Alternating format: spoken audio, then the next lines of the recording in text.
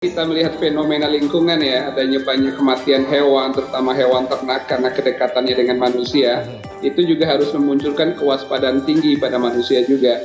Namun demikian kalau kita lihat sejarah penyakit ini, penyakit ngorok, ini kan dari bakteri Pasteurella yang sebenarnya sudah lama sekali, bahkan kalau kita lihat dibandingkan antraks, dibandingkan mastitis, dibandingkan penyakit Brucella. Nah, kasus penyakit ngorok ini atau penyakit yang disebabkan oleh Pasteurella bacterium ini paling tinggi.